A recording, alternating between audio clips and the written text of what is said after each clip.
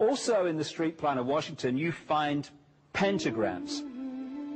So here we have two pentagrams in the street plan of Washington. The top one points into the Capitol building, and the one at the bottom points into the White House. This is a political building, so we're told. In fact, it's a temple to a secret society, built by the Freemasons to a specific design, Congress. The Congress building. Where did it get its name from? Capitol Hill, from a sacred place of the Roman Brotherhood going way back called Capitoline Hill. And when Madeleine Albright, high priestess of this brotherhood, became Secretary of State, and she went across on her first overseas visit to Europe, she actually went to Rome and made an official visit. What for her would have been a pilgrimage to Capitoline Hill in Rome, and that's where we get Capitol Hill from. This is George Washington. In the last century, they decided they didn't have a decent statue of George, so instead of getting an American to produce one, they ordered it from Italy, from Florence. And when it arrived on the dockside, people were staggered, because here was George, the first president of the United States, depicted naked from the waist up with this cloth over his Bill Clinton's, and then pointing up one arm, pointing down the other. What's going on? Unless you realize where these people are coming from, it's inexplicable. Well, if you just hold that in your mind, arm up, arm down, naked from the waist up, and then Bill Clinton's covered in a piece of cloth, well, this is where it's coming from. This is the ancient depiction of the compilation of the negative force symbol that the Templars worshipped, or the high-level Templars worshipped anyway, called Baphomet. And this is why they depicted George Washington in that way.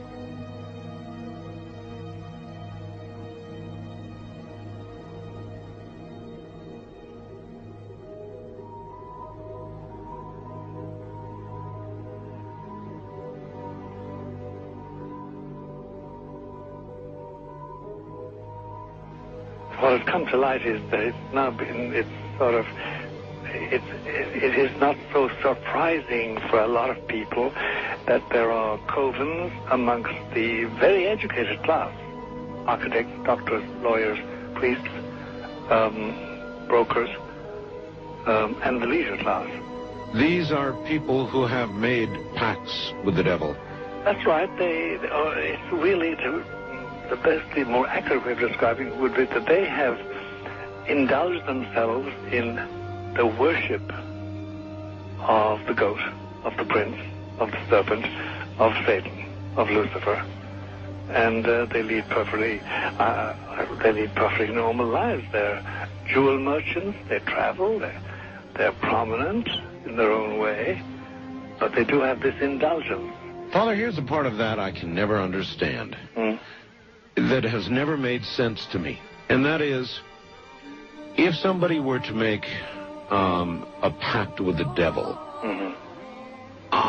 then obviously the implication is if the devil is there to make a pact with them, to make a deal, to make their life, their short mortal life on earth, pleasurable, with money or women or travel, or more interesting, whatever it is they want.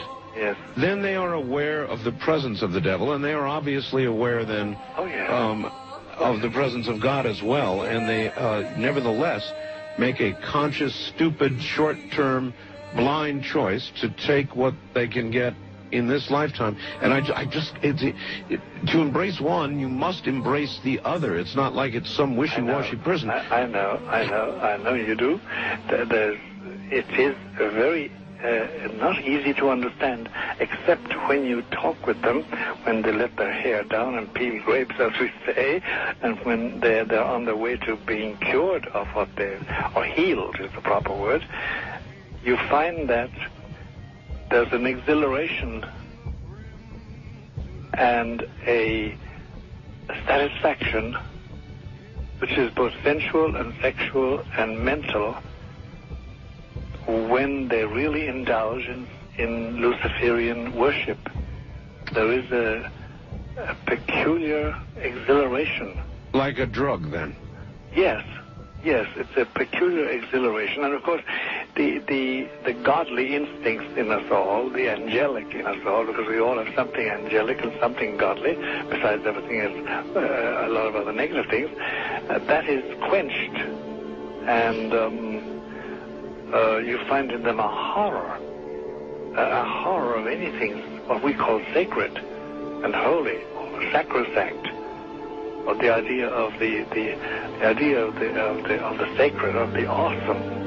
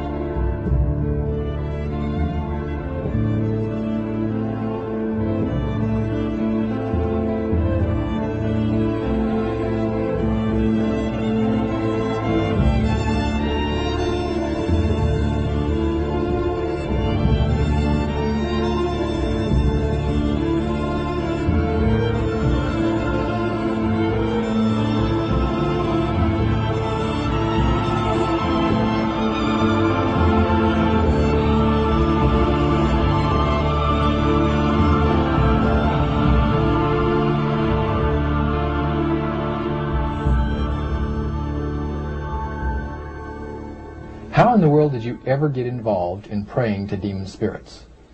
A fellow that had been on a particular ship with me, he told me, "Hey, I got something fantastic to tell you." He said, "I am affiliated with people that speak with the spirits of the dead. How would you like to talk to the spirit of your dead mother?" And I was shocked. I was shocked. He said, "You wouldn't be afraid of talking to the spirit of your dead mother, would you?" Well, I said, "I'll tell you what, I would have to give that some thought, because it's something I never thought about before in my life." Most of us probably haven't. A little afraid of something like that. Well, he says, you know, it's written all over your face. You're afraid of going to a seance. But he says, "I know you. You're going to come."